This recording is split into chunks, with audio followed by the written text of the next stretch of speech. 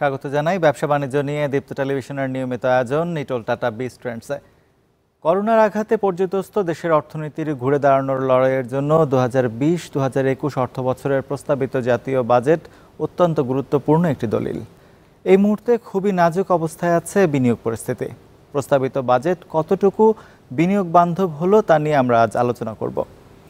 আলোচনার জন্য প্রযুক্তির সহায়তায় আমাদের সঙ্গে যুক্ত হয়েছেন foreign investors chamber of commerce and ইন্ডাস্ট্রির সভাপতি Rupali Chowdhury, centre for policy dialogue সিপিডির গবেষণা পরিচালক ডক্টর খন্দকার গোলাম মোয়াজ্জেম এবং প্রাইম ব্যাংক ইনভেস্টমেন্ট লিমিটেডের ব্যবস্থাপনা পরিচালক ও সিইও ডক্টর মোহাম্মদ তাবারক হোসেন ভূঁইয়া। আপনাদের সবাইকে আমাদের আলোচনায় স্বাগত জানাই। প্রথমে জানতে চাইব foreign investors chamber of commerce and ইন্ডাস্ট্রির সভাপতি রূপালী চৌধুরীর কাছে, ব্যবসায়ী ও বিনিয়োগকারী হিসেবে আপনি প্রস্তাবিত জাতীয় বাজেটকে কতটুকু বিনিয়োগ বান্ধব মনে করছেন? আমি প্রত্যেকটা বাজেটই প্রতি বছরই একটা প্ল্যান, একটা ভবিষ্যতে কি হবে সেটার একটা প্ল্যান। তো আমি ম্যাক্রো বাজেট নিয়ে বেশি কথা বলবো না, কারণ সেখানে ডক্টর খন্দকার গোলাম মোয়াজ্জেম সাহেব আছেন, ওনারা বলবেন। আমি শুধু আমাদের ব্যবসা রিলেটেড মানে ভ্যাট ল, ট্যাক্স ল সম্বন্ধে কিছু বলবো, যেটা আমাদেরকে ডিরেক্টলি ইম্প্যাক্ট করে। তো সেই ক্ষেত্রে আমরা দেখতে পাচ্ছি কর্পোরেট ট্যাক্সের ক্ষেত্রে যেখানে আনলিস্টেড কোম্পানি আদার দেন টেলকো, টোব্যাকো, ব্যাংক, ইন্স্যুরেন্স এবং ফাইন্যান্সিয়াল ইনস্টিটিউশন ছাড়া, মার্চেন্ট ব্যাংক এবং আরএমজি ছাড়া সব জায়গায় এটা 35 থেকে 32.5। এটা একটা আমরা বলবো ওয়েলকাম চেঞ্জ, কারণ আমরা অনেকদিন থেকেই বলছি যে আমাদের কর্পোরেট রেটটা অত্যন্ত high compare to other neighbouring countries, যাদের সঙ্গে আমরা কম্পিট করছি তাদের সঙ্গেও।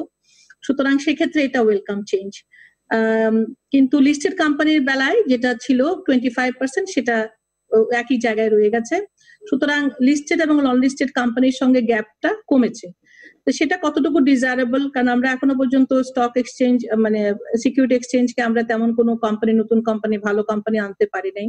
সুতরাং এরকম ট্যাক্স ডিফারেন্স থাকলে কি আরো কেউ আমরা নতুন কোম্পানি আনতে পারবো কিনা সেটা একটা সংশয়। আমরা চাই যে লিস্টেড কোম্পানির ক্ষেত্রে অন্তত 1% হলেও কর্পোরেট ট্যাক্সটা কমুক। তবে একই সঙ্গে আমরা দেখতে পাচ্ছি আমাদের কিছু অসঙ্গতি আমাদের গত বছর থেকে রয়ে গেছিল, যেমন advance trade VAT, advance income tax, ওগুলো মিনিমাম ট্যাক্সের পর্যায়ে পড়ে আমাদের ট্যাক্সের রেট আসলে অনেক ডিসঅ্যালাউড রেট অনেক বেড়ে যায়। সেই ক্ষেত্রে আমরা দেখতে পাচ্ছি যে ইনডাইরেক্ট ট্যাক্সেস আমাদের অনেক হাই। এই বছর আরেকটা করেছে ভ্যাট ল, আমার পার্সোনাল ট্যাক্সে আমরা দেখেছি সেখানে হাইয়েস্ট স্ল্যাব যেটা আছে 30%, সেখান থেকে কমে সেটাকে 25% করা হয়েছে, এবং ন্যূনতম যে লিমিটটা আছে 2.5 লাখের জায়গায় 3 লাখ করা হয়েছে। সেটাও আমি বলবো দেখি, কিন্তু ট্যাক্সের ক্ষেত্রে সেটা কতটুকু আমাদের রেয়াত দেবে সেটা দেখার বিষয়। তবে আমি এই পরিবর্তনটাকে আমি বলবো যে অবশ্যই আমাদের যারা ট্যাক্স পেয়ার বান্ধব। তবে যে ইস্যুটা নিয়ে আমি বারবার বলতে চাই সেটা হচ্ছে যে আমাদের ভ্যাট ল নিয়ে। ভ্যাট লতে আমাদের ভ্যাটটা আসলে যখন আমাদের 1991-এ এসেছিল তখন তারপরে থেকে অনেক চেঞ্জ। 2012 সালে যেটা ডিজিটাল ভ্যাট ল করা হবে এবং সেটার ভিত্তিতে আমরা যেটা বলেছিলাম যে ট্রানজাকশনাল ভ্যালুতে গত বছর সেটা আমাদের এনাক্টেড হয়েছে। বাট হয়ে যাওয়ার পরে আমাদের অরিজিনাল ভ্যাট লতে ছিল যেটা আমরা ইনপুট নেব সেটা আউটপুটের সঙ্গে আমরা রিবেট করব। তো অনেকগুলো ক্ষেত্রে দেখা যাচ্ছে সেই ইনপুট গুলোকে আমাদের রেয়াতযোগ্য নয়, এটা বলা হয়েছে, ঘোষণা করা হয়েছে। তাতে করে আমাদের কস্ট অফ ডুইং বিজনেস অবশ্যই আমাদের বেড়ে যাচ্ছে। একই সঙ্গে আমি বলবো একটা নতুন জিনিস আসছে, সেটা হচ্ছে আমরা দেখি যে ভ্যাটটাকে ওরা বলছে কনজাম্পশনের বেসিসে এটা আমরা রেয়াত নিতে পারবো। সেটা একটা জটিল জিনিস, এটা কিভাবে আমরা করব, এটা একটা গত বছর মাত্র আমাদেরকে একটা নতুন সফটওয়্যার করতে বলা হলো, সেটা আমরা করলাম। তবে এই চেঞ্জটা সব ব্যবসায়ীদের জন্য সাংঘাতিক ভাবে একটা কঠিন একটা ল। এটা আমরা মনে হয় আমরা কেউ এটা মানতে আমাদের সাংঘাতিক কষ্ট হবে এবং এটা সম্ভব না। তো এটা ব্যবসা বান্ধব মোটেও না। সুতরাং এই জিনিসটা আমাদেরকে দেখতে হবে। আরেকটা জিনিস আমরা দেখলাম সেখানে হচ্ছে আমাদের কতগুলো রেয়াতের টাইম দেওয়া হচ্ছে 4 মাস। ওগুলো প্র্যাকটিক্যাল না আর কি। আমাদের ব্যবসা করতে গেলে যে জটিলতাগুলো সেগুলো ট্রান্সপারেন্ট, একটু ইজি হতে হবে, যাতে করে সবার জন্যই ওই আইন কানুন মেনে নেওয়াটা সহজ হবে। এবং এতে করে দেখা যাবে যে যেটা আমরা চেয়েছিলাম যে অনলাইন আমরা করব, হিউম্যান ইন্টারাকশন কমে যাবে, সিস্টেম ড্রিভেন হবে এবং সেখানে মানুষের হ্যাসেল করা হবে না, কিন্তু এখানে দেখা যাবে যে এই সিস্টেম যদি চালু হয় তাহলে দেখা যাবে যে এই জিনিসটা ক্ষমতাটা চলে যাচ্ছে আবার মাঠ পর্যায়ে, সেখানে অনেক ভ্যাট পেয়াররা হ্যাসল হতে পারেন, অনেক ধরনের ঝামেলা হতে পারে, লতে অ্যাম্বিগুইটি আসার কারণে অনেক ধরনের সমস্যার সৃষ্টি হতে পারে। তো আমি বলবো যে এইসব জিনিসগুলো আমাদেরকে, এই লটা আমাদের তুলে দেওয়া উচিত। আমরা বারবার সব জায়গায় বলছি এই কনজাম্পশনের ভিত্তিতে ভ্যাট পেমেন্ট, এবং অনেকগুলো রেয়ার যে আমাদের ক্ষেত্রে দেওয়া হচ্ছে না সেটাও আমাদেরকে কমিয়ে দেওয়া উচিত। আর একটা জিনিস যেটা হচ্ছে যে নতুন করে এসছে, সেটা আমরা বুঝতে পারিনি এটা কি, এটার বেসিসটা কি, সেটা হচ্ছে প্রমোশনাল এক্সপেন্ডিচারের 0.5% এর বেশি হলে সেখানে আবার ট্যাক্স করা হবে। এখন আমি মনে করি যে আমাদের যে কনজিউমার বেসড ক্যাপিটালিস্ট ইকোনমি, সেখানে স্পেন্ডিংটা খুব ইম্পর্টেন্ট। আমরা এক্সপেন্ডিংটা যত বেশি করতে পারি তত ইকোনমির জন্য একটা মাল্টিপ্লায়ার ইফেক্ট থাকতে পারে। এবং অ্যাট দ্য সেম টাইম আমি মনে করি যে এই করোনা ক্লান্তির সময়ে ডিমান্ডটা আমাদের স্ট্রং করেছে। সুতরাং করোনার পরবর্তীকালে প্রত্যেকটা কোম্পানি চেষ্টা করবে মার্কেটিং অ্যাক্টিভিটি খরচ বাড়িয়ে তাদের প্রোডাক্টের মার্কেটেবল করতে চাইবে এবং বেশি খরচ করবে। তো সেই ক্ষেত্রে এই 0.5% এর উপরে ট্যাক্স দেওয়া, এটা আমরা কোনো কিছু মানে it's not really business friendly, এটা কোথাও আমরা দেখেছি বলে মনে পড়ে না। তবে এগুলো হচ্ছে ইনডাইরেক্ট ট্যাক্সেস। সেখানে একটা অঙ্ক আমরা করে পাঠিয়েছি যে কেউ যদি 5% প্রফিট করে এবং কেউ যদি 5.5% এর উপরে 2% বেশি করে, তাহলে তার ক্ষেত্রে ট্যাক্সের কি হবে সেরকম একটা অঙ্ক করে আমরা পাঠিয়েছি। সুতরাং this are not really business friendly law, এবং আমরা দেখতে পাচ্ছি যে প্রতি বছর এরকম নতুন নতুন কিছু ল আসে যেগুলো আসলে ব্যবসায়ীদেরকে ট্যাক্স প্ল্যানিং, ভ্যাট প্ল্যানিং করতে সাহায্য করে না। ওভারঅল আমরা মনে করব যে আমরা সরকারের কাছে সবসময় একটা সুযোগ পাই আমাদের প্রবলেম গুলো তুলে ধরার। এবছর করোনার সময়ের কারণের জন্য আমরা সেরকম কিছু করতে পারছি না, সুতরাং মিডিয়ার মাধ্যমে, সেটা টেলিভিশন মিডিয়া হোক, এই যেমন এখন দীপ্তর বেলার সঙ্গে বলছি, ঠিক একইভাবে আমরা প্রিন্ট মিডিয়া তো আমরা এগুলো বলে যাচ্ছি যাতে করে সরকারের এখানে সুদৃষ্টি আসে এবং আমরা যে পরিবর্তনটা চাই সেই পরিবর্তনটা যেন আসে। তো আমি অনেকগুলো ইস্যুজ আছে, সেখানে আমি এই কয়েকটা মেইন ইস্যু বললাম। আরেকটা আছে যে মিনিমাম ট্যাক্সের একটা বিষয় আছে, সেটাও আমাদের জন্য সাংঘাতিক ব্যাপার। তো সেখানে দেখা অনেকগুলো কোম্পানি প্রফিট করছে না, অনেক আমাদের বড় টেলি কোম্পানিও কিন্তু প্রফিট করছে না, তাদেরকে কিন্তু একটা on the basis of the gross sale তাদেরকে একটা ট্যাক্স দিতে হচ্ছে। তো অনেকে দেখা যাচ্ছে যে ফাঁকি দিচ্ছে। এখন যারা ফাঁকি দিচ্ছে তাদেরকে ধরা হচ্ছে না, বাট যারা অনেস্ট ট্যাক্স পেয়ার, যেখানে ওরা লস করছে সেখানে যদি ওদের ট্যাক্স দিতে হয়, ট্যাক্স ইজ অন ইনকাম, তো ইনকামই তো ওরা করছে না। তো সেটা মনে হয় আমাদের জন্য ইন্ডাস্ট্রিয়ালাইজেশনের ক্ষেত্রে কিংবা এফডিআই এর ক্ষেত্রে এই ল গুলো ঠিক ব্যবসা বান্ধব নয়। ধন্যবাদ। রূপালী চৌধুরী, আপনাকে ধন্যবাদ। এবার ডক্টর খন্দকার গোলাম মোয়াজ্জেম, আপনার কাছে জানতে চাইব, বিনিয়োগের দৃষ্টিকোণ থেকে প্রস্তাবিত বাজেটকে আপনি কিভাবে মূল্যায়ন করবেন? প্রথমে আমাদের এটা মনে রাখা দরকার যে এখন আসলে বিনিয়োগের স্বাভাবিক পরিস্থিতি নেই। এটি আমার ধারণা যে কেউই এটি স্বীকার করবেন, রূপালী আপাও হয়তো স্বীকার করবেন, কেননা এখন কোম্পানিগুলো তাদের এক্সিস্টিং যে ক্যাপাসিটি আছে তারই হয়তো 30-40% ক্যাপাসিটিতে তারা চালাচ্ছেন। ফলে বর্তমানে যে উৎপাদনের ক্ষমতা আছে সেটাই পূর্ণাঙ্গভাবে ব্যবহার করতে পারছেন না, সেখানে নতুন বিনিয়োগ তো তার পরের বিষয়। তো সেই জায়গা থেকে আসলে বিনিয়োগ পরিস্থিতি এরকম একটি পর্যায়ে, কোভিড যখন বিস্তার লাভ করছে দেশের ভিতরে, তখন আসলে স্বাভাবিকভাবে বিনিয়োগ, একজন উদ্যোক্তারা এক ধরনের অনিশ্চয়তার ভিতরে রয়েছেন। তাদের এক্সিস্টিং ক্যাপাসিটিকে কিভাবে চালাবেন, তাদের কর্মকর্তা কর্মচারীদের বেতন কিভাবে দেবেন, তারা যদি পণ্য উৎপাদন করেন সেগুলো যদি বিক্রি না করতে পারেন তাহলে আবার সেগুলো জমে যাওয়ার আশঙ্কা রয়েছে। সুতরাং বর্তমানে যে ক্যাপাসিটি আছে সেই জায়গাতেই একটা হিউজ আনইউটিলাইজড এবং আন্ডার ইউটিলাইজড সিচুয়েশন রয়েছে। সেখানে নতুন বিনিয়োগের মতো পরিস্থিতি অল্প কিছু খাত ছাড়া অধিকাংশ খাতেই আসলে এই মুহূর্তে সেরকম পরিস্থিতি নেই। তো এবং যদি আমি দু একটি খাত বলি, সেই দিক থেকে আমি বলবো যে এই মুহূর্তে আমরা দেখতে পাচ্ছি অনলাইন ভিত্তিক বা আইটি খাত বা টেলিকম কোম্পানিগুলোর ক্ষেত্রে কিছু কিছু ক্ষেত্রে তাদের ব্যবহার বাড়ছে এবং এগুলোর প্রয়োগ বাড়ছে এই বর্তমানের কোভিড সিচুয়েশনের কারণে, সোশ্যাল ডিস্টেন্সিং এর কারণে। আমরা দেখছি যে আলিবাবা বা এদের লোকাল কোম্পানিগুলো তারা বিনিয়োগ করছে, সেটি কিছুটা ইতিবাচক দিক। কিন্তু অধিকাংশ খাতেই কিন্তু এই বিনিয়োগ নেই। এটি আসলে অল্প কিছু খাতে, অথবা স্বাস্থ্য খাতে ফার্মাসিউটিক্যাল কোম্পানিগুলো, অথবা স্বাস্থ্যগত বিষয় যারা কোভিড এর কারণে যে ধরনের পণ্য দরকার হচ্ছে, সেবা দরকার হচ্ছে, সে জায়গায় হয়তো বিনিয়োগ বাড়ছে, কিছু নতুন করে ক্যাপাসিটি বাড়াতে হচ্ছে, সেগুলো আমরা দেখতে পাচ্ছি। কিন্তু এর বাইরে অন্যান্য যে সমস্ত পণ্য সেবা আমরা নেই, আমি বলবো যে ব্যাপকভাবে সেবা খাতগুলোতে বড় রকমের ধস চলছে এখন। আপনি সেটা হোটেল রেস্টুরেন্ট বলেন, এটা দোকান বলেন, পরিবহন বলেন, বিমান বলেন, পর্যটন বলেন, কোনো জায়গাতে আসলে কোনো পণ্য বা সেবার আসলে এখন চাহিদা নেই, খুবই কম। সুতরাং সেই জায়গাটাতে নতুন বিনিয়োগের অবস্থা আসলে দাঁড়ায়নি, সেটি আসলে বাস্তবতা। এবং এর ভিতরে হলো ক্ষুদ্র মাঝারি যারা রয়েছেন তাদের পরিস্থিতি আরো সঙ্গীন। সুতরাং সেটি আমাদের এখানে এক ধরনের পরিস্থিতি। সেই জায়গার ভিতরে আমরা কিছুটা কৃষি খাতে বা কৃষি ভিত্তিক শিল্পে আমরা কিছু মনোযোগ দেখছি মানুষের, কেননা যেহেতু নিত্য প্রয়োজনীয় অত্যাবশ্যকীয় পণ্যের চাহিদা রয়েছে, সেই জায়গাগুলোতে আমরা উৎপাদন বা এই সমস্ত সাপ্লাই চেইন গুলোতে যারা জড়িত, সেই জায়গাগুলোতে কিছুটা আমরা উৎসাহ দেখতে পাচ্ছি, কিন্তু সেটিও আসলে স্বাভাবিকের চেয়ে বেশ কম বলা যেতে পারে। এই জায়গা থেকে আমরা যদি সরকারের বাজেট ডকুমেন্টের ভিতরে যদি আমরা একটু তাকাই, বাজেট ডকুমেন্টে আমরা দেখতে পাচ্ছি যে সরকার মনে করছেন যে এই 2021 অর্থ বছরে আবার অর্থনীতি আগের মতো অবস্থায় ঘুরে দাঁড়াবে। অর্থাৎ এই 20 অর্থ বছরটি শেষ হবে 5.2% জিডিপি প্রবৃদ্ধি নিয়ে, আর 21-এ গিয়ে আমরা 8.2% প্রবৃদ্ধি অর্জন করতে পারবো, এটি অর্থমন্ত্রী বলছেন। তার মানে কি দাঁড়ায়? তার মানে দাঁড়ায় হচ্ছে যে সরকার কিন্তু একটি ভি শেপ কার্ভ চিন্তা করছেন, যে পতনটুকু হচ্ছে সে পতনটুকু অল্প সময়ে আমরা ফিরে পেতে পারবো, ঘুরে দাঁড়াতে পারবো।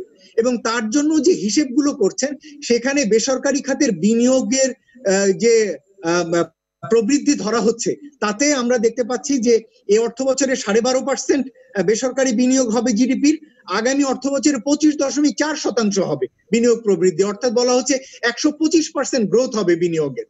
অর্থাৎ আমি যদি টাকার অঙ্কে বলি, 4,29,000 কোটি টাকা নতুন বিনিয়োগ হবে আগামী 2021 অর্থ বছরে। আমি তো কোনো হিসেবেই মেলাতে পারি না যে আমাদের উদ্যোক্তারা বা বিনিয়োগকারীরা এখন সেরকম একটি আর্থিক পরিস্থিতি, মানসিক পরিস্থিতি এবং সার্বিকভাবে অর্থনৈতিক পরিস্থিতি রয়েছে এই ধরনের বিনিয়োগ করবার ক্ষেত্রে। উপরন্তু এটাও মনে রাখা দরকার যে বিনিয়োগ করবার পরে, উৎপাদিত পণ্য বাজারজাত করবার পরে সেগুলো যদি কেনার ক্ষমতা যদি মানুষের কমে যায়, যেটি আমরা এখন দেখতে পাচ্ছি, ক্রয় ক্ষমতা কমে যাচ্ছে মানুষের, জরুরি পণ্য বা সেবা ছাড়া অন্যান্য পণ্যে ব্যয় সীমিত করছেন সে। সুতরাং সেই জায়গাগুলোতে কিন্তু বিনিয়োগ হবে বা আশাব্যঞ্জক হবে, সেটি আমরা মনে করছি যে হওয়ার পরিস্থিতি নেই। তবে তার ভিতরেও সরকার বাজেটে কিছু কিছু প্রণোদনা দিতে চেয়েছেন, যেটি যাতে অন্তত কনজাম্পশন গুলো যাতে কিছুটা রিভাইভ করে। যেমন রূপালী আপাও বললেন, আমরাও সেটি ইতিবাচক ভাবেই বলি, সেটা হচ্ছে যে ব্যক্তি আয়ের ক্ষেত্রে করমুক্ত আয় সীমা বাড়ানো এবং সকল ক্ষেত্রে স্ল্যাব গুলো কমিয়ে দেওয়া। এর ফলে মানুষের ব্যয়যোগ্য আয়টি বেড়ে যাবে। এর ফলে তিনি যদি কিছুটা বাড়তি ব্যয় করেন, সেটি তার জন্য একটা সুবিধা হবে। আমরা দেখতে পাচ্ছি ক্ষুদ্র মাঝারি যে শিল্প উদ্যোগ গুলো রয়েছে, তাদের ক্ষেত্রে যে ন্যূনতম যে কর হার, শুল্ক, সেই কর হারটি কমানো হয়েছে, সেটিও হয়তো আমাদের এই উদ্যোক্তাদের, ক্ষুদ্র উদ্যোক্তাদের হয়তো কিছুটা সহায়তা করবে। আমরা বড় আকারের শিল্প উদ্যোগের সঙ্গে যারা জড়িত, এরকম ধরনের 7টি নতুন খাতকে আমরা দেখছি যে সরকার এই খাতগুলোতে নতুন করে সুবিধা দিয়েছেন, কর সুবিধা দিয়েছেন। এগুলোকে যে ট্যাক্স হলিডে তারা 7 বছরের জন্য পাবেন, নতুন করে 7টি খাতকে। এটিও আমাদের কাছে মনে হয় যে এই সময়ের জন্য একটি ইতিবাচক হয়তো দিক। কতটুকু ব্যবহার করতে পারবেন সেটি নিয়ে আমরা আসলে খুব শিওর না যে কতটুকু এই মুহূর্তে ব্যবহার করার মতো অবস্থা আছে, যদিও সরকারের দিক থেকে চেষ্টা রয়েছে। তবে এটাও মনে রাখা দরকার যে আমাদের দেশের অধিকাংশ ব্যবসায়ী কিন্তু ব্যাংক থেকে ঋণ নিয়ে বিনিয়োগ করে থাকেন। এখন ব্যাংকের এই মুহূর্তে ঋণের তাদের ক্যাশ ফ্লোর যে সিচুয়েশন, ক্যাশ সিচুয়েশন যা, তাতে বিপুল পরিমাণে একটা অর্থ, প্রায় 1,03,000 কোটি টাকা বিভিন্ন ধরনের স্টিমুলাস প্যাকেজ বাস্তবায়নের জন্য ব্যবহার করা হবে। এর বাইরে আবার সরকার বলছেন 84,000 কোটি টাকা সরকার নেবেন, এখান থেকে টাকা নিয়ে সরকার তার ঘাটতি বাজেট অর্থায়ন করবেন। সেখানে আমরা চিন্তিত যে এর ফলে আবার বেসরকারি খাত ঋণ চাইতে গেলে স্বাভাবিক নিয়মে তখন আবার ঋণ পেতে তাদের আবার সমস্যা হবে কিনা। অর্থাৎ এক ধরনের প্রতিযোগিতার পরিবেশ হবে কিনা, যেটি আসলে ক্রাউড আউট সৃষ্টি করবে, বেসরকারি খাতের ঋণ প্রাপ্তির জায়গাটি কমিয়ে দেবে কিনা। যদিও হয়তো প্রবৃদ্ধি এখন অনেক কম, এক অঙ্কের ঘরে আছে, 8-9% রয়েছে সার্বিকভাবে প্রাইভেট সেক্টর ক্রেডিট গ্রোথ, সেটি হয়তো আগামী বছর প্রথমার্ধে এরকমই থাকবে। কিন্তু তারপরে এই যে সরকারের নতুন করে বাড়তি ঋণ নেয়া, সেটি আবার নতুন পরিস্থিতি তৈরি করবে কিনা ঋণ প্রাপ্তির ক্ষেত্রে, যারা কিনা নতুন করে ঋণ নিয়ে ব্যবসা করতে চান অথবা উৎপাদন বাড়াতে চান অথবা তারা ওয়ার্কিং ক্যাপিটাল নিতে চান, সেখানে আবার চাপ পড়বে কিনা, সেই বিষয়গুলো রয়েছে। মোট কথা আমি বলবো যে অর্থনীতির এই পরিস্থিতিতে আমাদের জন্য যেটা ন্যূনতম চাওয়া, যে আমাদের ব্যবসাগুলো যেন টিকে থাকে, বড় ব্যবসা বলি, ক্ষুদ্র মাঝারি উদ্যোগ বলি, দেশের ভিত্তিকের উদ্যোগ বলি, বিদেশের উদ্যোগ বলি, তারা যাতে টিকে থাকতে পারেন। অন্তত এই যে করোনাকালীন যে একটি ক্রাইসিস যাচ্ছে, এই 6 মাস বা 8 মাস যে সময়কালটি আসতে যাচ্ছে, এটি যাতে আমরা টিকে থেকে পার হয়ে যেতে পারি।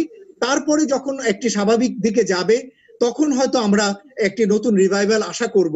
কিন্তু ততক্ষণ পর্যন্ত আমাদের কিন্তু অনেক কষ্ট করে টিকে থাকার মতো একটা পরিস্থিতি মধ্যে যাবার একটা বিষয় রয়েছে। সুতরাং সরকার যে ভি শেপ কার্ভ চিন্তা করছেন, আদতে এটা আসলে ভি থাকবে কিনা, নাকি এটা আবার ডাব্লিউ হয়ে যাবে, সেটিও কিন্তু দুশ্চিন্তার আছে। ডক্টর মোয়াজ্জেম, আপনাকে ধন্যবাদ। ডক্টর মোহাম্মদ তাবারক হোসেন ভূঁইয়া, আপনার কাছে জানতে চাইব, আর্থিক খাতের প্রতিনিধি হিসেবে আপনি এই বাজেটকে কতটুকু বিনিয়োগ সহায়ক বলবেন? ধন্যবাদ। তো আমার পূর্ববর্তী বক্তারা, অভিজ্ঞ বক্তারা অনেক কিছুই কভার করেছেন। তবে আপনারা জানেন এই নতুন বাজেটে যে ফাইন্যান্সিয়াল ইয়ার 2020-21, সেখানে আমাদের এবার একটা অ্যাম্বিশিয়াস বাজেট বলবো। 5,680 বিলিয়ন টাকার একটা বাজেট, which is 13.24% higher than that of the previous budget. এবং জিডিপি গ্রোথ রেট ধরা হয়েছে 8.20%।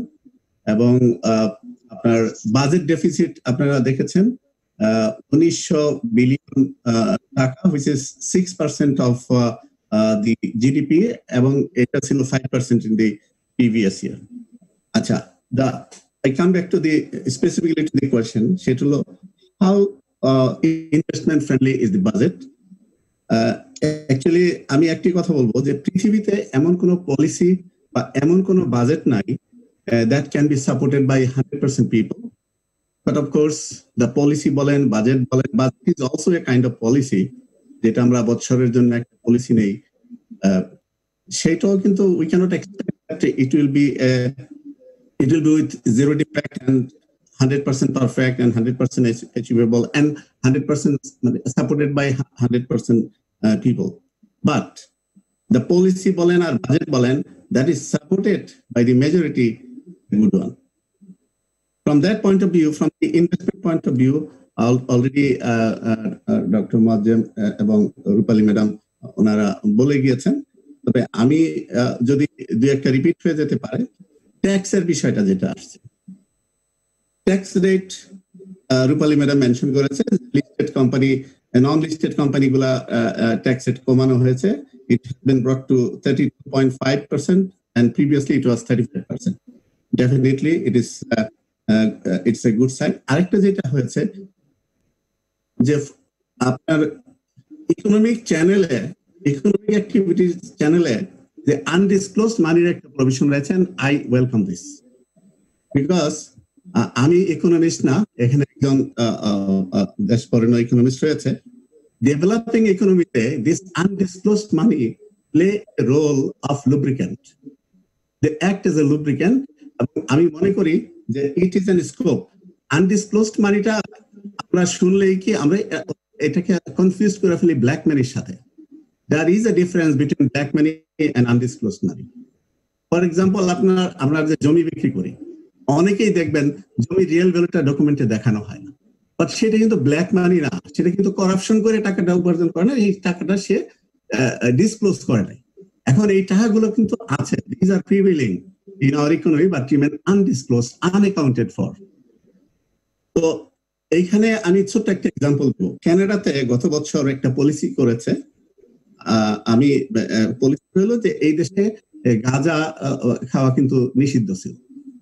তো গভর্নমেন্ট দেখলো যে গাঁজা খাওয়া নিষেধ করে, তো এই নিষিদ্ধ জিনিসের প্রতি তো মানুষের আকর্ষণ আরো বাড়ে, তো খামাখা গভর্নমেন্ট ট্যাক্স, তো গভর্নমেন্ট গাঁজা খাওয়া ভ্যালিড করে দিল, বাট ওইখানে high rate of tax. Now government is earning money, কারণ ওই ট্যাক্স না বসালেও গাঁজা খাইতো, তো এটা অ্যালাউ করে দিল। এখন প্রশ্ন হলো, এই আনডিসক্লোজড মানিটা কিন্তু আমাদের ইকোনমিতে আছে। কেউ বালিশের মধ্যে টাকা রাখে, কেউ, আমি যেহেতু ব্যাংকিং এর সেক্টরে আছি, মানে ব্যাংকে রাখে না, ব্যাংকে রাখলে ট্যাক্সের লোকেরা ধরবে, টাকাটা তো আছে, এবং undisclosed money is not coming to an end. So I think this is a welcoming decision by the government, এবং আমার মনে হয় এটার এই সুযোগটা আমাদের ইকোনমিতে নেওয়া উচিত, এবং যাদের আনডিসক্লোজড মানি আছে, with a fair mind they must come forward and take this advantage. একটা মেজর ট্যাক্স ইনসেন্টিভ এর কিছু বিষয় আছে, সেটা হলো advance tax on imported material, র মেটেরিয়াল, যেটা আপনাকে রিডিউস করা হয়েছে 5% থেকে 4%, সেটাও একটা ভালো জিনিস হয়েছে। একটা অ্যাপারেল ম্যানুফ্যাকচারার যাদের প্ল্যাটফর্ম, এই 1% এর একটা এক্সট্রা ইনসেন্টিভ ছিল, that will continue, specially for the yarn tax waiver দেওয়া হয়েছে। আর যে ব্যাট ওয়েভার একটা মোস্ট ইম্পর্টেন্ট জিনিস ছিল, ডক্টর মোয়াজ্জেম বলেছেন প্যান্ডেমিক সিচুয়েশনের কথা, তো সেইখানে কিন্তু একটা ব্যাট ওয়েভার আছে ফর পিপি আর হলো মাস প্রোডাকশনের জন্য। এখন এই PP and mass production it's a very important thing, এবং even the developed countries are importing, এবং আমাদের যারা লেবার ইন্টেন্সিভ কান্ট্রি, আমরা কিন্তু we can make a huge business.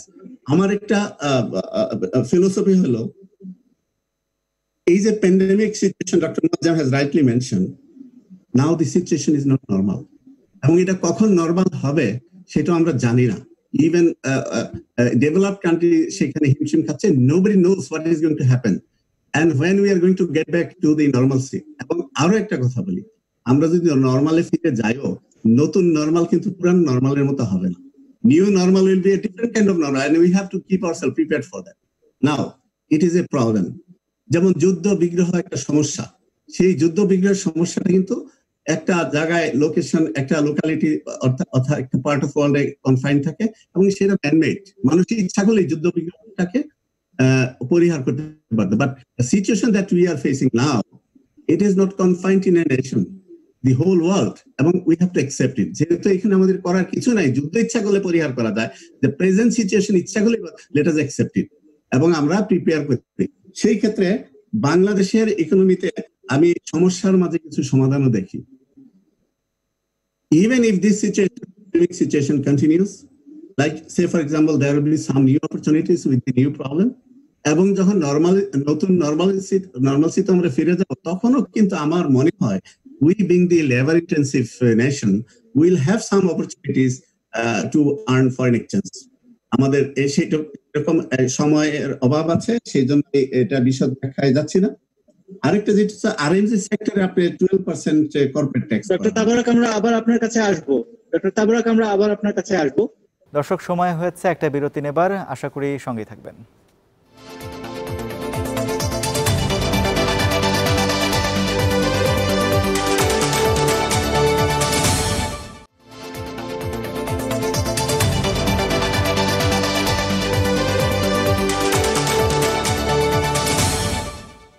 আবারও স্বাগত জানাই নিটল টাটা বিজ ট্রেন্ডসে।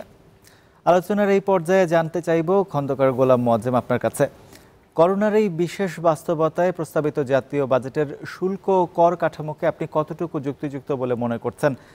সঙ্গে একটু জিনিস একটু জুড়ে দিই, জমি ফ্ল্যাটের মতো অনুৎপাদনশীল খাতে বিনিয়োগ করে কালো টাকা সাদা করার সুযোগ কিন্তু এবারে বহাল থাকছে। আমার ধারণা যে শুল্ক কর নিয়ে রূপালী আপা অনেক বিস্তারিত বলেছেন, আরো হয়তো বলবেন উনি। আমি বরঞ্চ কালো টাকা সাদার জায়গাটি, এবং আমার পূর্ববর্তী বক্তা যেহেতু এই বিষয়ে বেশ কিছু আকর্ষণীয় এবং ভিন্ন ধরনের কিছু মতামত দিয়েছেন, আমি আসলে ওই জায়গাটির উপরই বেশি একটু আলোকপাত করি। আসলে আমরা আমাদের এখানে কালো টাকা সাদা করা, বা এই যে জমি বা ফ্ল্যাট কেনার জন্য অথবা পুঁজিবাজারে বিনিয়োগের জন্য যে অপ্রদর্শিত অর্থ যেটি বৈধ করে সুযোগ দেওয়া আছে বিনিয়োগের, এটি নিয়ে আমাদের অভিজ্ঞতা খুব সুখকর না, এবং খুব যে এখান থেকে ফল পাওয়া গেছে বিভিন্ন সময়কালীন সুযোগ দিয়ে, সেটি কিন্তু না। তার সেই বাস্তবতাটিকে আমাদের আসলে বুঝতে হবে যে কেন আসলে এই সুবিধাটি কেউ নিতে চান না।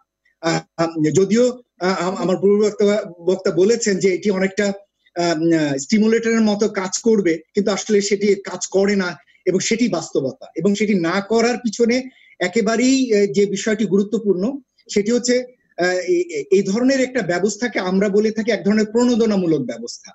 এখন দেখুন যে অপ্রদর্শিত অর্থের মতো জায়গায় এটি যদি অপ্রদর্শিত অবস্থায় থেকে যায়, তাহলে কিন্তু তাকে কোনো জায়গায় এর জন্য জবাবদিহি করবার এখন পর্যন্ত কোনো কাঠামো তৈরি হয়নি। সুতরাং তার ভিতরে কোনো একটা তাগিদ নেই বা চাপ নেই যে তিনি এটিকে কেন প্রদর্শন করতে যাবেন, কেননা তিনি অপ্রদর্শিত রেখেই উনি ব্যবসা বাণিজ্য বিনিয়োগ সবই চালাতে পারছেন। সুতরাং কোনো কারণ নেই তার, যদি না বিশেষ কোনো পরিস্থিতিতে তাকে এটি প্রদর্শন করবার প্রয়োজন হয়। যেমন যদি উনি সংসদে বা কোনো একটা জনপ্রতিনিধি হিসেবে দাঁড়াতে চান, অথবা কোনো ব্যাংকে যদি বিনিয়োগ করতে চান একজন বিনিয়োগকারী হিসেবে, তখন যদি এটি প্রয়োজন হয়। আদারওয়াইজ তার এই টাকাটি অলরেডি বিনিয়োগ হয়ে আছে এবং সেটি কেউ খোঁজও নিচ্ছেন না এবং সেটিকে আটকানোরও আসলে কোনো মেকানিজম নেই। সুতরাং তার ভিতরে, যিনি এই টাকাটির মালিক, তার ভিতরে ওই ধরনের কোনো তাগিদ নেই এটিকে সাদা করবার বা প্রদর্শন করার। এবং সে কারণেই আমরা দেখতে পাই যে এখান থেকে কোনো ফল পাওয়া যায় না। ফল তখনই পাওয়া যাবে যখন আসলে যদি কারো কাছে এই একই সাথে যদি ওরকম একটি ব্যবস্থা থাকে যে যদি এই সময়কালের পরে ব্যাংকের অ্যাকাউন্টে অথবা পুঁজিবাজারে অথবা বিভিন্ন ভাবে যদি অপ্রদর্শিত অর্থ পাওয়া যায়, তাহলে তাকে যে কি ধরনের একটা শাস্তিমূলক ব্যবস্থার মাধ্যমে এই টাকাটিকে সরকার বৈধ করবেন, এই ব্যবস্থাটি যদি না করে। এবং একই সাথে এটাও মনে রাখা দরকার, শুধু তা করলেই হচ্ছে না, সেটিও আমাদের এখানে কার্যকর হবে না যতক্ষণ পর্যন্ত আমাদের এখানে একটা ইন্টিগ্রেটেড ফাইন্যান্সিয়াল ট্রানজাকশন এবং সিস্টেম আমাদের এখানে থাকবে না। আমাদের এখানে যেহেতু এগুলো নেই, সুতরাং যে কোনো ভাবেই আসলে এই টাকাটিকে বিভিন্ন জায়গায় লুকিয়ে অপ্রদর্শিত অবস্থায় রেখে দেওয়ার একটা সুযোগ রয়ে গেছে। সুতরাং আমরা যেটি চাই, সিপিডি থেকে আমরা যেটি বলছি, এভাবে আসলে অর্থনীতিতে কালো টাকাকে সাদা করা বা মূলধারাতে নিয়ে আসার উদ্যোগটি মোটেই আসলে ইতিবাচক নয় এবং সেটি আসলে সৎ করদাতার জন্য আর আসলে নিরুৎসাহমূলক। যিনি কিনা 25% কর দিচ্ছেন আর এখানে যিনি অপ্রদর্শিত অর্থ রাখছেন তাকে সেখানে 10% কর দিয়ে এটি করবার ব্যবস্থা করে দেওয়া হচ্ছে, এটি আসলে সেই দিক থেকে নীতি বিরোধীও। সুতরাং সেটিও একটি দেখা। আমরা চাই যে সরকার যদি আদতেই চান যে কালো টাকাকে মূলধারায় নিয়ে আসবেন, তাহলে একটি ইন্টিগ্রেটেড ফাইন্যান্সিয়াল সিস্টেম করবেন এখানে, যাতে যে কোনো ধরনের ট্রানজাকশন, সেটা অ্যাসেট লেভেলে হোক, সেটা regular day to day transaction হোক, সেটি যাতে ট্রেস করা যায়, ট্র্যাক করা যায়, যাতে এর ভিত্তিতে বার্ষিক যে মূল্যায়নটি সরকারের কাছে তিনি এনবিআর এ জমা দেন ব্যক্তি বা প্রতিষ্ঠান হিসেবে, কর্পোরেট এন্টিটি হিসেবে, সেখানে যাতে এটিকে ক্রস চেক করে দেখা যেতে পারে যে এটি পূর্ণাঙ্গভাবে লিপিবদ্ধ হয়েছে কি হয়নি। সুতরাং সেরকম একটি সিস্টেমে আমাদের ধীরে ধীরে যেতে হবে, যাতে এইরকম ভাবে অনিয়ন্ত্রিত ভাবে এই টাকাগুলো না থাকে। সেই জায়গাতে আমরা বলবো যে সরকার একটি ইতিবাচক উদ্যোগ নিয়েছেন এবার, সেটি হলো যে আন্ডার ইনভয়েসিং বা ওভার ইনভয়েসিং এর ব্যাপারটি যদি ধরা পড়ে, তাহলে সেই জায়গাতে 50% জরিমানা কর আদায় করবেন। আমাদের কাছে মনে হয় যে এই ধরনের উদ্যোগগুলো কাজে দেবে। যে তাহলে কি হবে, দুটো, একদিকে হচ্ছে এই ধরনের ব্যাপারগুলোতে উৎসাহ কমে যাবে, কারণ এই আন্ডার ইনভয়েসিং ওভার ইনভয়েসিং এর মাধ্যমে প্রচুর টাকা দেশ থেকে চলে যায়, সেটিকে এখান থেকে আটকানোর জন্য একটা উদ্যোগের শুরু হতে পারে এটি। আরেকটি হলো ভবিষ্যতেও যারা এই ধরনের কাজ করার ক্ষেত্রে উৎসাহ পেতেন, তারাও আসলে এখান থেকে সরে আসবেন এই ধরনের কাজ করার জায়গা থেকে। সুতরাং এবার আমরা বলবো যে ব্যাংকে বিনিয়োগের জন্য কোনো টাকা সেটি যদি রিপোর্টেড না হয় এবং এই যে আন্ডার ইনভয়েসিং ওভার ইনভয়েসিং এর জন্য যে বাড়তি কর যুক্ত করা যেটি রিপোর্টেড না, সেই জায়গাগুলো মনে হয় কাজে দেবে। তবে অবশ্যই এ ধরনের জিনিসগুলো কাজ করার জন্য, ইফেক্টিভ করার জন্য অবশ্যই একটা ইন্টিগ্রেটেড সিস্টেম লাগবে। আমাদের এখানে এখন যেটি রয়েছে সেটি হলো প্রয়োজন বোধে ব্যক্তি বা প্রতিষ্ঠান প্রতি এনবিআর থেকে তথ্য চাওয়া হয় বাংলাদেশ ব্যাংকের কাছে। বাংলাদেশ ব্যাংক সেটি বিভিন্ন ব্যাংক থেকে সংগ্রহ করে এনবিআর কে দেন। এই ব্যবস্থাটি এরকম চাহিদা মাফিক হলে হবে না, এটি যাতে অটোমেটিক একটা সিস্টেম আমাদের এখানে তৈরি হয়ে যায়, যাতে যে কোনো পর্যায়ে যে কোনো সময় এই জিনিসগুলো মনিটর বা ট্র্যাক করা যায়। এবং এটি যদি করা যায় তাহলে পুঁজিবাজারেও যে বিভিন্ন রকমের অপ্রদর্শিত অর্থের লেনদেন হয় সেটিও কিন্তু অনেক কমে আসবে, বৈধ পন্থা এই জিনিসগুলো আসবে। আরেকটি আমি এখানে বলবো যে আমরা ছোট্ট জিনিস বলে শেষ করছি, একটা ছোট্ট জিনিস অ্যাড করছি, সেটি হলো আরেকটি জিনিস আমরা চাইবো, সেটি হলো যে সরকার যে কর সুবিধাগুলো দেন ব্যবসায়ীদের জন্য, এটি আমাদের মনে হয় যে ব্যবসায়ীদের জন্য দরকার এরকম, কিন্তু মনে রাখা দরকার একই সাথে এই কর সুবিধাগুলো উত্তর দেবার পরেও কিন্তু আমরা বিনিয়োগে কোনো ত্বরণ দেখি না। যেমন মনে করেন পুঁজিবাজারের ক্ষেত্রে যে 10% যে গ্যাপ রাখা হয়েছে সেটিকে ব্যবহার করে কিন্তু তেমন কেউ আসছেন না। তার কারণ হচ্ছে পুঁজিবাজারে সেরকম কিছু দুর্বলতা রয়েছে যেটির কারণে ব্যবসায়ীরা সেখানে আগ্রহ দেখান না। আরেকটি আমি এখানে যোগ করে শেষ করছি, সেটি হলো আমরা মনে করি যে ফাইন্যান্সিয়াল রিপোর্টিং সিস্টেম বাংলাদেশে উন্নত করা দরকার। ব্যক্তি পর্যায়ে প্রতিষ্ঠান পর্যায়ে যে ফাইন্যান্সিয়াল রিপোর্টিং গুলো হয় এখন যেটা পুঁজিবাজারে রয়েছে, এখানে প্রচুর দুর্বলতা রয়েছে। ফাইন্যান্সিয়াল রিপোর্টিং কাউন্সিলকে শক্তিশালী করা, ফাইন্যান্সিয়াল রিপোর্টিং অ্যাক্টকে শক্তিশালী করা, যাতে এই জিনিসগুলো যদি সঠিকভাবে হয় তাহলে এই কর সুবিধাগুলো তখন নেবারও আগ্রহ তৈরি হবে, নতুবা এগুলোকে অ্যাভয়েড করে যাবার এক ধরনের প্রবণতা থেকেই যাবে। ডক্টর মোয়াজ্জেম, আপনাকে ধন্যবাদ। রূপালী চৌধুরী, আপনার কাছে একটু জানতে চাইছি, ব্যবসায়ী হিসেবে আপনি আসলে প্রস্তাবিত বাজেটের কর ও শুল্ক কাঠামোকে কিভাবে দেখছেন? কিছু কিছু চেঞ্জেস যেগুলো নতুন এসছে সেগুলো আমাদের ব্যবসায়ীদের জন্য একটা সাংঘাতিক অসুবিধা হতে পারে। আর যেখানে আবার কিছু কিছু ক্ষেত্রে সমস্যা, কিছু কিছু ক্ষেত্রে ওনারা রেয়াতও দিয়েছেন, সুবিধাও দিয়েছেন।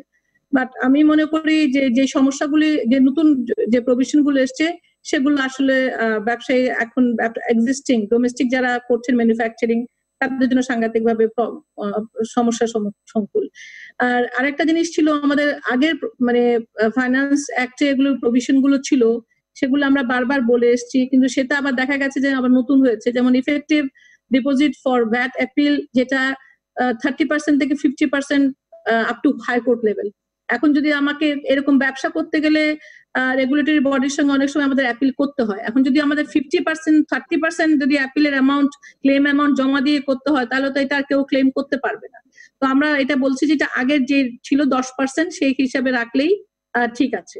আর একটা হচ্ছে মিনিমাম ট্যাক্স প্রভিশন একটা আছে, সেটা হচ্ছে যে এটা একটা ইউনিফর্ম করা উচিত যদি করতেই হয়, এবং আমরা বারবার বলছি এটা নিয়ে। এটা মানে ধরুন সেক্টর ওয়াইজ অনেক চেঞ্জ হয়, যেমন টেলকো সেক্টরের জন্য একরকম, টোব্যাকোর জন্য একরকম, ব্যাংকিং এর জন্য একরকম। সো মাঝে মাঝে এটা দেখা যাচ্ছে যে আমরা টেলকোকে নিয়ে আসলাম পাবলিকলি লিস্টেড কোম্পানি করার জন্য, তারপর ওরা যখন পাবলিকলি লিস্টেড একটা কোম্পানি হলো, তারপর 2 বছর পরে বা 3 বছর পরে আমি আবার ওদের ট্যাক্স রেটটা বাড়িয়ে দিলাম।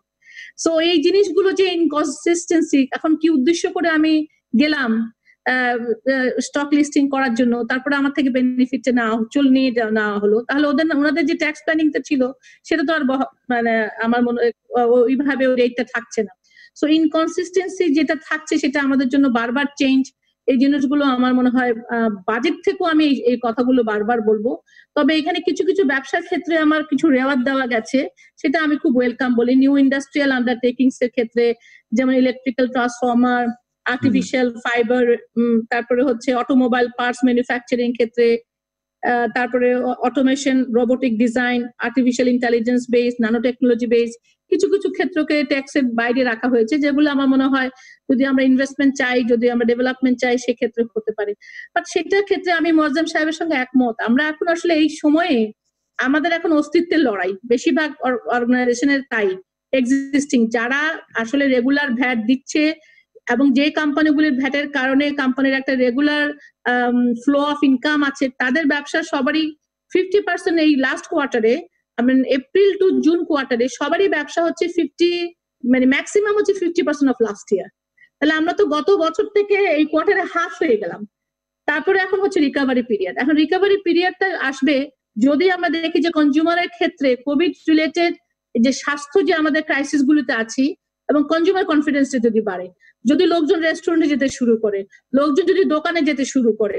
যে আমি কিছুদিন আগে আমি বাটার ইন্ডিপেন্ডেন্ট ডিরেক্টর, ওখানে আমি কথা বলছিলাম, ওনাদের ফুটফল ছিল ধরেন একটা সার্টেন পিরিয়ডে 500,000 পিপল ধরেন একটা দোকানে আসতো, মানে অনেকগুলো দোকানে, সেখানে ওটা 100,000 নেমে গেছে। তো ওনাদের একটা সার্টেন পিরিয়ডে বেশিরভাগ কাস্টমাররা যায়, সেটা হচ্ছে সন্ধ্যার পরে, হাউস ওয়াইফরা যায়। সেই ক্ষেত্রে আমাদের তখন দোকানের সময় খোলা নাই, এবং আমি রাইটলি সো, কারণ জীবন আগে না জীবিকা আগে। বাট ইম্পর্টেন্ট কথাটা হচ্ছে যে এখন আমাদের জীবিকাও যদি আমরা করতে না পারি, আমাদের সব এমপ্লয়ীদেরকে আমরা চেষ্টা করছি এমপ্লয়মেন্ট কে রাখার জন্য। এখন সেই ক্ষেত্রে দেখা যাচ্ছে সব ব্যবসাগুলো গত বছরের তুলনায় হাফ হয়ে গেছে। তারপরে ভবিষ্যতের ডিমান্ড কি হবে সেটা মানে আমরা এখনো বলতে পারছি না। সুতরাং আমি ভবিষ্যৎ কি হবে, ভবিষ্যতের পরিকল্পনা নিয়ে আমি এত বেশি মাথা ঘামাচ্ছি না। আমার মনে হচ্ছে যে আমাদের জন্য প্ল্যানিং এর ক্ষেত্রে 1 day at a time, 1 week at a time, 1 month at a time, তারপরে হচ্ছে 1 quarter at a time। আমাদের এই সময় আমরা এইভাবেই ভাবছি। আর আমরা সরকারের কাছে বারবার বলছি যে শুধু এই বাজেট না, নতুন নতুন কর বা করের আওতা এগুলি বাড়াবার আগে আমাদের এক্সিস্টিং যারা ব্যবসায়ী তাদের সঙ্গে কথা বলতে হবে।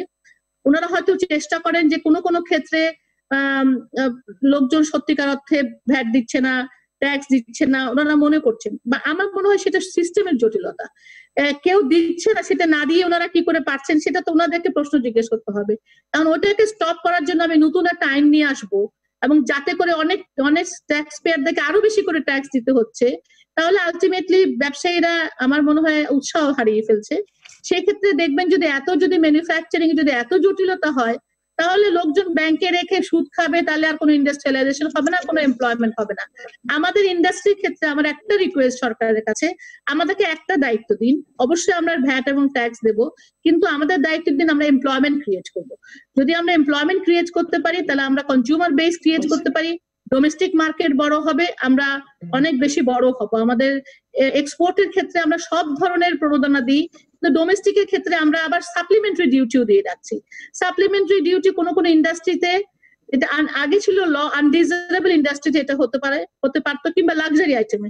এখন সব আইটেমে যেখানে যখন যেরকম মনে করছেন সেই ইন্ডাস্ট্রিতে ওনারা সাপ্লিমেন্টারি ডিউটি বসছেন, because they have an unrealistic target on them. সুতরাং ওনারা যেখানে মনে করছেন যে ইন্ডাস্ট্রিতে বসালে কিছু টাকা আসবে, 100 কোটি টাকা আসবে, সেখানে ওনারা 5%।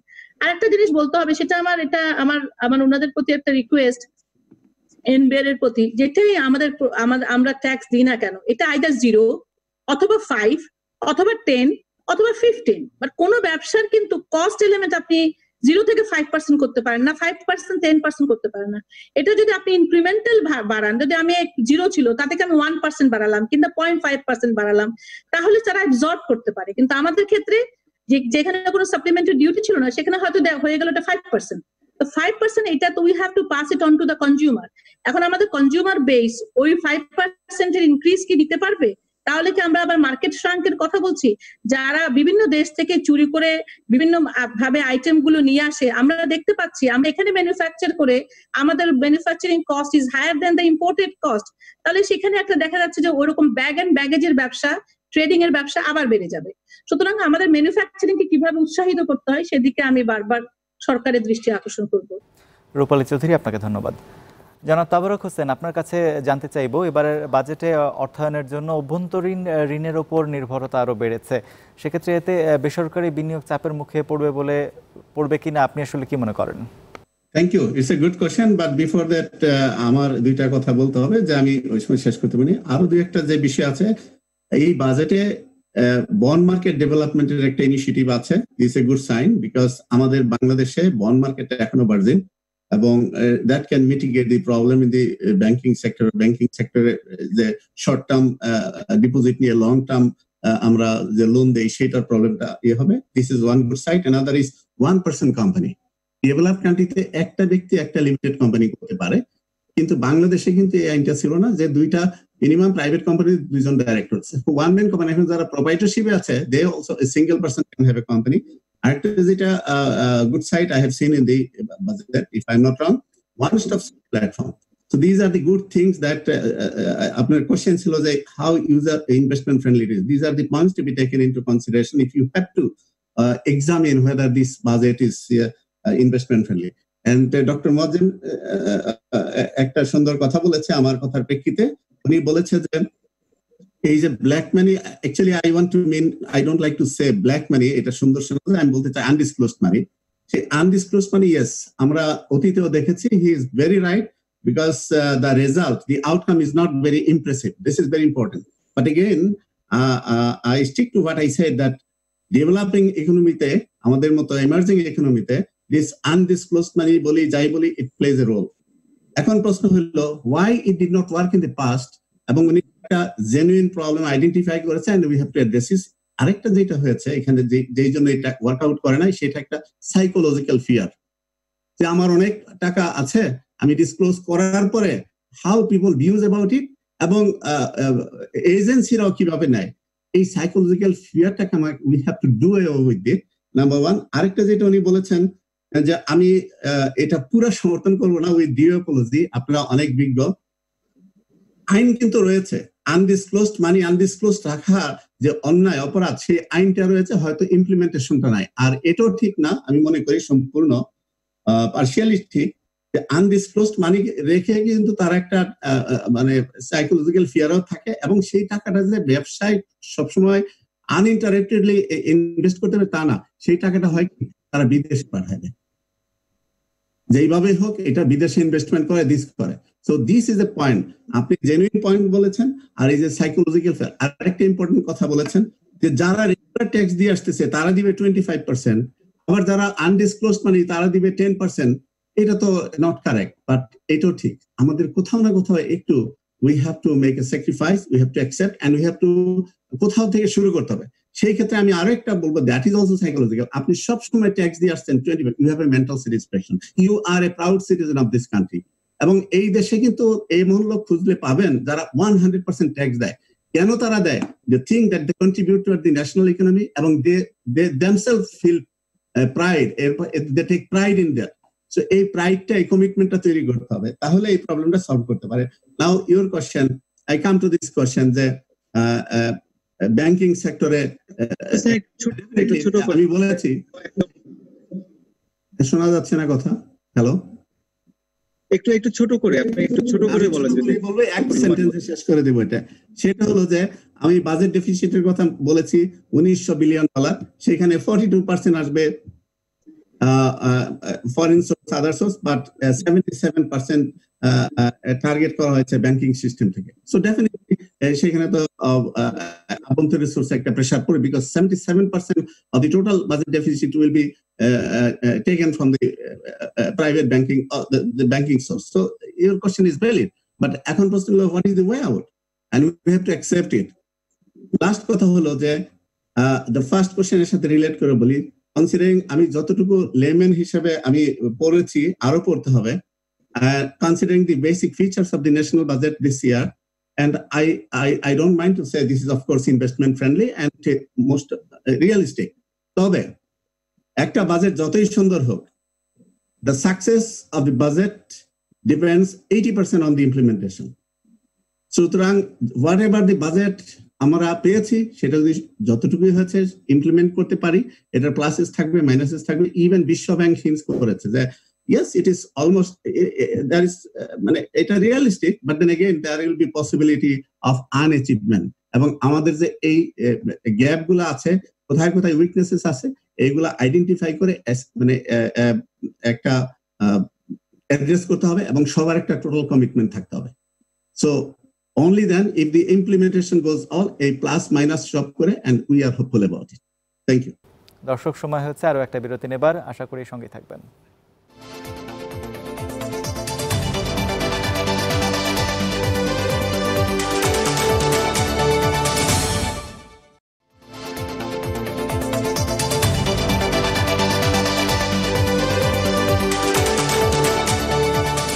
আবারও স্বাগত জানাই নিটোল টাটা বেস ট্রেন্ডসে। আমরা একদম শেষ প্রান্তে চলে এসেছি। আপনাদের কাছে জানতে চাইবো, আপনারা খুব সংক্ষেপে উত্তর দেবেন আশা করি। আলোচনার এই পর্যায়ে রূপালী চৌধুরীর কাছে জানতে চাইবো, ব্যবসায়ী হিসেবে বাজেট সংক্রান্ত সুনির্দিষ্ট কি কি দাবি আপনার আছে সরকারের কাছে? সরকারকে প্রথমে ধন্যবাদ দিতে চাই, একটা পজিটিভ বাজেট ওনারা দিয়েছেন। আর ব্যবসায়ীরা সকল সময় সরকারের সঙ্গে বিভিন্ন রেগুলেটরি বডির সঙ্গে কাজ করে আসছে।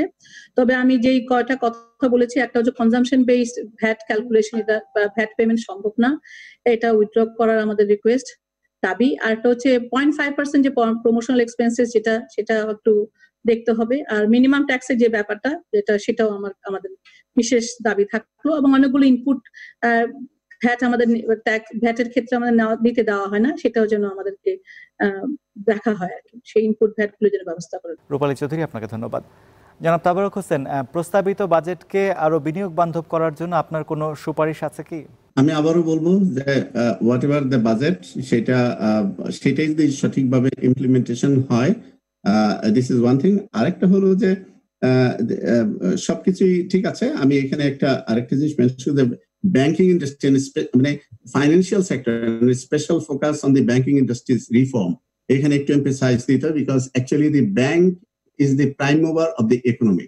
সেই ব্যাংকিং ইন্ডাস্ট্রি গুলার যে অবস্থা ইট ইজ ওয়েল নন এবং এখানে একটু ফোকাস দিতে হবে এবং সেখানে আমাদের একটু শক্তি এনার্জি দিতে হবে। আরেকটা যেটা হলো আপনার ট্যাক্সের কথা বলেছি যে মিনিমাম যে ইন্ডিভিজুয়াল ট্যাক্সটা করা হয়েছে 2.5 লক্ষ থেকে 3 লক্ষ এবং senior citizen for the female এটা করা হয়েছে 3 লক্ষ থেকে 3.5 লক্ষ এবং আমি মনে করি এটা আরো একটু ফ্লেক্সিবল হওয়া উচিত বিকজ এখন যে purchasing power that end time value of money ওইটা কনসিডার করে এটা আরো 1 লক্ষ টাকা করে আমার যদি সুযোগ থাকতো আমি সেই রেকমেন্ডেশনটা করতাম। তাহলে এতে হয় কি এই টাকাগুলো আপনার ইনভেস্টমেন্টে ওই ব্যাংকিং চ্যানেলে বা যারা সেভিংস অর্থাৎ ওই যে প্রপেনসিটি টু সেভ মানি এটা ইনক্রিজড হইতো। সো এইটাই আমার ছোট্ট সাজেশন। ধন্যবাদ ডক্টর তাবারক। আমরা আলোচনা শেষ করব খন্দকার গোলাম মোয়াজ্জেম আপনাকে দিয়ে। দেশের ক্ষুদ্র ব্যবসায়ীদের একটা বড় অংশ এই করোনার সময় পুঁজি হারিয়েছেন, বাজেটে তাদের জন্য কি ব্যবস্থা রাখা উচিত বলে আপনি মনে করেন? সার্বিকভাবে আমি বলবো যে ব্যবসার জন্য আসলে মোটেই একটা ভালো সময় যাচ্ছে না। ব্যবসায়ীরা আসলেও খুব দুশ্চিন্তার ভিতরে রয়েছেন, বিশেষ করে ক্ষুদ্র মাঝারি উদ্যোক্তা থেকে বড় উদ্যোক্তা সকলেই আসলে এক ধরনের টিকে থাকার লড়াইয়ের ভিতরে রয়েছে। সুতরাং এই সময়কালটা যাতে সকল ধরনের উদ্যোক্তা যাতে টিকে থাকতে পারেন এবং এই যে করোনাকালীন সময়টি যাতে তারা অতিক্রম করে যখন আসলে বিনিয়োগের পরিস্থিতি আসবে তখন যাতে তারা বিনিয়োগ করতে পারেন, কোনো উদ্যোক্তা যাতে ঝরে না যান সেটি আমাদের প্রত্যাশা থাকবে। সেই জন্য ক্ষুদ্র মাঝারি উদ্যোগের ক্ষেত্রে সরকার যে প্রণোদনাগুলো দিয়েছেন 20,000 কোটি টাকার একটি প্যাকেজের ঘোষণা রয়েছে, 9,000 কোটি টাকার ক্ষুদ্র মাঝারি এগ্রিকালচারের জন্য প্রণোদনা রয়েছে, 3,000 কোটি টাকার প্রণোদনা রয়েছে একেবারেই যারা ক্ষুদ্র উদ্যোগ নিয়ে গ্রামাঞ্চলে কাজ করেন তাদের জন্য। এগুলো যাতে প্রকৃত ক্ষতিগ্রস্ত যারা তারা যাতে এগুলো পান সেটি নিশ্চিত করা, শুধুমাত্র যাতে ব্যাংক টু ক্লায়েন্ট রিলেশনশিপের ভিত্তিতে না দিয়ে যারা ক্ষতিগ্রস্ত তারা যাতে এখানে প্রাধিকার পান। কিন্তু সবচেয়ে বড় কথা আমি বলবো উদ্যোক্তারা যেন হারিয়ে না যান, উদ্যোক্তারা যাতে এই সময়কালটা যাতে টিকে থাকতে পারেন, তারা যাতে তাদের শ্রমিক কর্মচারী এদের বেতন দিয়ে এই সময়কালটা পার করতে পারেন এবং তারপরে যখন স্বাভাবিক অবস্থা আসবে তখন যাতে তারা ঘুরে দাঁড়ানোর জন্য বিনিয়োগ করতে পারে। সুতরাং আমরা বাজেটে এবং ব্যাংকিং খাতে সেই পরিমাণ প্রণোদনা সাপোর্ট আমরা আগামী দিনগুলোতে প্রত্যাশা করি। ধন্যবাদ ডক্টর মোয়াজ্জেম এবং আপনাদের তিনজনকে অসংখ্য ধন্যবাদ আমাদের সঙ্গে আলোচনায় যুক্ত হওয়ার জন্য। আপনাকেও ধন্যবাদ। আপনাদেরকেও ধন্যবাদ, আপনাকেও ধন্যবাদ, যুক্ত টিভিকে ধন্যবাদ। দর্শক, সময় হচ্ছে বিদায় নেবার। বিদায়ের আগে এই প্রত্যাশা রাখবো জাতীয় বাজেট নিয়ে আমাদের এতক্ষণের আলোচনা নীতি নির্ধারকদের সঠিক সিদ্ধান্ত নিতে কিছুটা হলেও সাহায্য করবে। এতক্ষণ সঙ্গে থাকার জন্য ধন্যবাদ। আবারও দেখা হবে নিটোল টাটা বেস ট্রেন্ডসে। সে পর্যন্ত সতর্ক থাকুন, সুস্থ থাকুন, দীপ্তর সঙ্গেই থাকুন।